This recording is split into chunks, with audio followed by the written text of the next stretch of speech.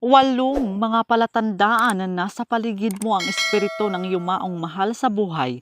Una, sa pamamagitan ng mga panaginip, sa sandaling tayo ay natutulog, ang ating subconscious ay nasa pagitan ng dream world at astral plane kung saan ang lahat ng enerhiya ay nakalagak. Kabilang na nga rito ang enerhiya ng mga taong matagal nang lumisan sa mundong ito. Sa sandaling mapanaginipan mo ng paulit-ulit ang yumaong mahal sa buhay, isa itong sinyalis na nais niyang makipag-ugnayan sa iyo. Pangalawa, naiibang ayos ng mga bagay sa paligid. Naranasan mo na ba bigla na lang nawala ang isang bagay na inilagay mo sa isang lugar, gaya ng iyong mga salamin sa mata o kaya ay susi, at pagkatapos ay matatagpuan mo ang mga ito sa ibang lugar? Hindi ito nagkataon lang, isa itong palatandaan na ang espiritu na yumaong mahal sa buhay ay nasa paligid mo lang, lalo na kung ang mga bagay na nawawala sa dati nilang lugar ay pagmamayari ng yumaong mahal sa buhay. Pangatlo, naamoy mo sila.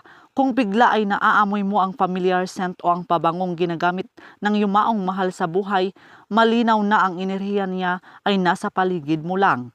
Pang-apat, bigla ay maririnig mo ang paboritong kanta ng yumaong mahal sa buhay. Muli ay hindi ito nagkakataon lang. Kung bigla ay narinig mo ang paboritong kanta ng yumaong mahal sa buhay, sinasabing pinapaalalahanan kanya na siya ay nasa paligid lamang. Panglima, unexpected thoughts. Ito yung mga biglaang bagay na maiisip mo at nakapagsasalba sa iyong buhay. Halimbawa, bigla ay parang may bubulong sa iyo na naiwan mo ang plancha na nakasaksak o kaya ay naiwan mong nakabukas ang gas knob ng inyong kalan. Isa itong malinaw na sinyalis na kinakausap ka ng yumaong mahal sa buhay.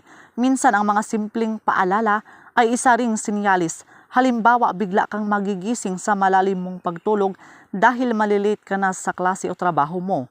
Pang-anim, the Savior. Ang mga yumaong mahal natin sa buhay ay nagpapadala ng mga taong nagiging tagapagligtas natin o Savior, bilang paalala na sila ay patuloy na nagmamalasakit at nag-aalala para sa ating kapakanan.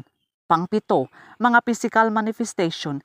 Ilang halimbawa nito ay ang common gestures na ginagawa sa iyo ng yumaong mahal sa buhay, tulad ng pagtapik sa iyong balikat, pagyakap sa likod o kaya ay pagbulong bigla sa tainga.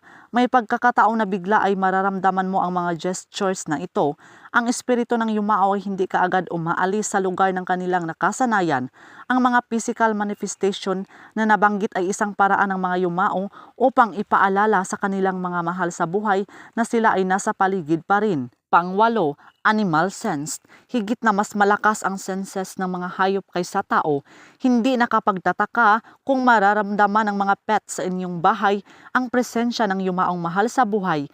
Ilan sa palatandaan na nakakakita ng espiritu ang iyong alagang aso at pusa ay ang pagwagwag ng kanilang buntot na parang nasasabik sa kanilang nakikita, pagtahol sa isang sulok kahit wala namang tao at pag-ungol. So yun lang po mga kaibigan. So please do subscribe and hit the notification bell para ma-update po kayo sa susunod na mga videos. Maraming salamat.